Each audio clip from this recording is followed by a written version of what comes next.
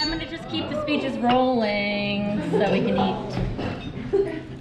Okay, so I'm Lex. I'm Adam's sister, older sister by 18 months. What? Sorry. So Mom and Dad and Chick and Barb, thank you for getting us all together and for what's going to be an incredible weekend. But most importantly, for raising two of the most beautiful human beings, both inside and out. So ever since Adam was able to use his own legs and keep up with me, we've been partners in crime in more ways than I care to admit. But throughout those years, I've been able to watch him go through many stages of life that eventually has made him into this responsible, mature, extremely well-rounded, and a man that I think really has it all. But he certainly was not always this way. In fact, as a child, he was nothing short of demonic.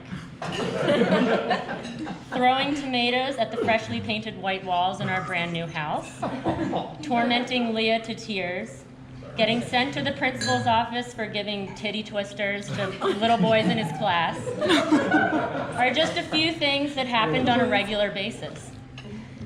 Now, normally putting a child on a timeout is a great way to reprimand them. However, this alone would require my mom, Leah, and I using all of our strength to hold his bathroom door and his bedroom door shut just to prevent our little Lucifer from getting out.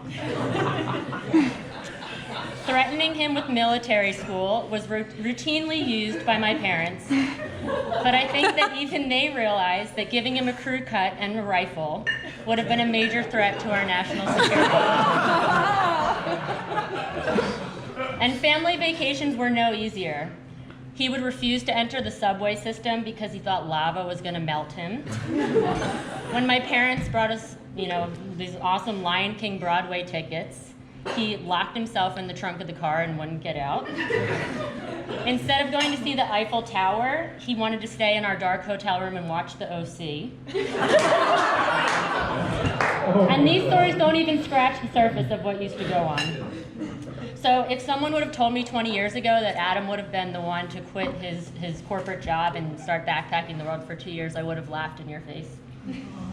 But somewhere along the line, Adam grew up, and I was actually able to join him on some of these adventures.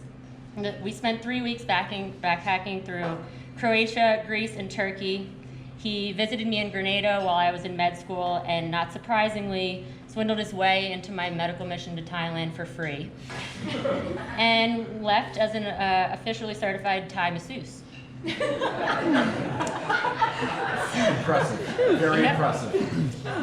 So we were always close growing up, but these trips that we took together over our adult years, I feel created a bond that went even to an even deeper level, and there are times that I will forever cherish. So fast forward today, and I really feel that Adam has more talents than anyone I know. He can teach himself how to do anything, whether it's flipping a house, building surfboards from scratch, creating pieces of woodwork that could be sold in anthropology magazines.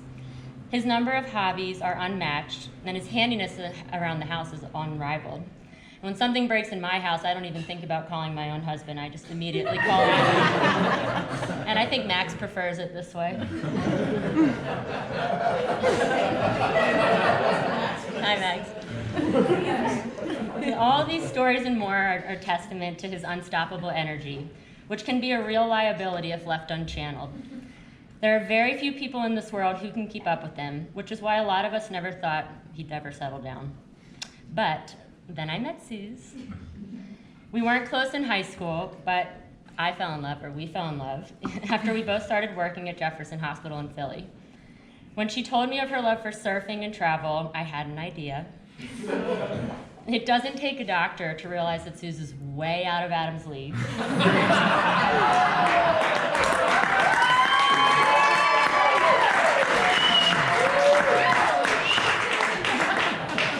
But I had years worth of his pictures and travel blogs to try and sell her on.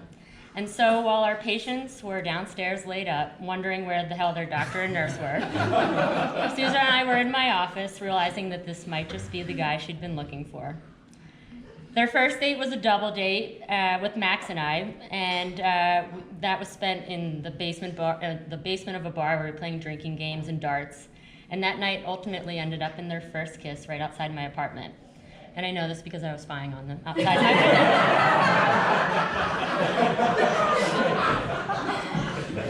window. But when Adam came back upstairs, he could not stop smiling. He had this bashful look on his face like I'd never seen him before. And I knew right then and there he was hooked. I saw that look then, and I see it today every single time Suze is mentioned in front of him. So fast forward a little bit forward, and we were all in love. I with Max, Adam with Suze, and all of us with each other. And then the world shut down with COVID. What was a time of uncertainty and fear for so many of us turned out to be one of the greatest blessings. The four of us moved to the beach and lived together for the entirety of the 2020 lockdown. Over that year, we played thousands of poker hands, ate a nauseating amount of barbecue chicken thighs, surfed when the waves would allow, and Suze and I had dance parties that definitely made Adam and Max question what they'd gotten themselves into. But that year meant more to me than I could ever articulate. When it finally ended, I felt like I was losing a piece of me, but nothing made me happier to see them taking their relationship to the next level, because that just meant that I was one step closer to officially making Suze my sister. So earlier this year, Max and I were married in Mexico, with Adam officiating and Suze standing by my side. The entire day was magical, but later that night they gave us the best wedding present that we could have asked for when Adam proposed to Suze in the middle of the dance floor with a ring made of Mexican palm. 4 friends, 2 couples, finally family. I feel so incredibly lucky that not only is Adam getting married, but he's marrying one of my best friends. And it's a dream come true in so many different ways. And I'm so happy for you guys, really, really incredibly happy. So raise the glass to you tonight. Tonight, tomorrow, and every night. And Suze, you said it best.